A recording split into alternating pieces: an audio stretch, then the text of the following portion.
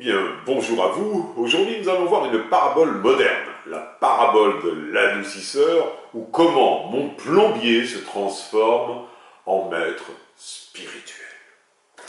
Et tout ça pour illustrer une exigence de Jésus que nous trouvons dans Saint Luc, chapitre 14, verset 26, où Jésus nous dit « Si quelqu'un vient à moi sans me préférer à son père, sa mère, sa femme, ses enfants, ses frères, ses sœurs, et même sa propre vie, il ne peut être mon disciple. »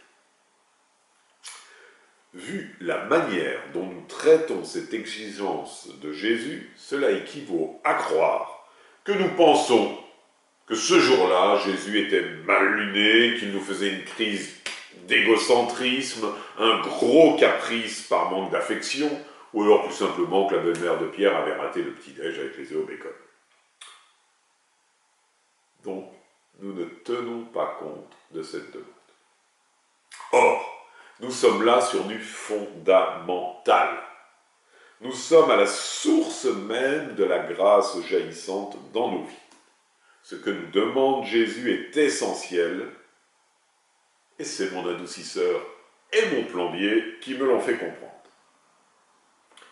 À quoi pourrions-nous comparer l'exigence de Jésus ? Elle serait comparable à l'attitude d'un homme dont l'adoucisseur vient de rendre l'âme, ce qui était mon cas. Et puis prenons le temps de réfléchir, on s'interroge, mais est-il placé au bon endroit ? Si je le place à l'étage, il va desservir que les salles de bain, les points d'eau, mais le rez-de-chaussée ne sera pas irrigué par l'eau adoucie.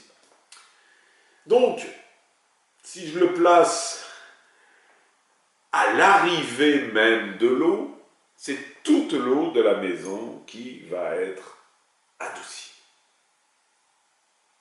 Eh bien, en comprenant cela, j'ai compris l'exigence de Jésus quand il nous demande la première place dans nos vies, en nous disant de nous préférer à son père, sa mère, ses frères, ses sœurs, etc.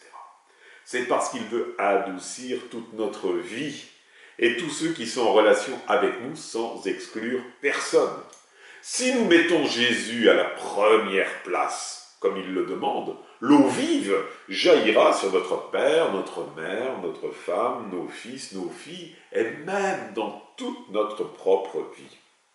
Toutes nos relations avec nos proches et avec nous-mêmes seront desservies, rien ne sera exclu. Si nous ne mettons pas Jésus à la première place, en amont de notre vie, eh bien il arrivera, comme pour l'adoucisseur, qu'un lieu ne soit pas desservi par cette eau adoucie.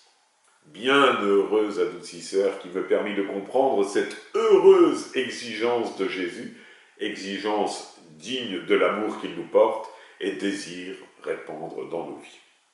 Je vous propose 3 sujets de méditation pour approfondir. Premièrement, décidons de mettre Jésus à la première place dans nos vies, pour qu'il rayonne sur toute notre vie. Deuxièmement, agissons en toutes choses, par lui, avec lui et en lui.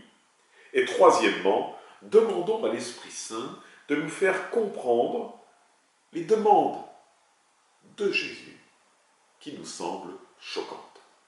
Voilà, bonne semaine à tous, que l'eau adoucie, comme la musique qui adoucit les mœurs, que l'eau adoucie, l'eau de l'Esprit vienne adoucir toute votre vie.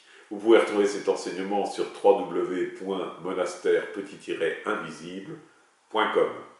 Bonne semaine à tous et que Dieu vous bénisse.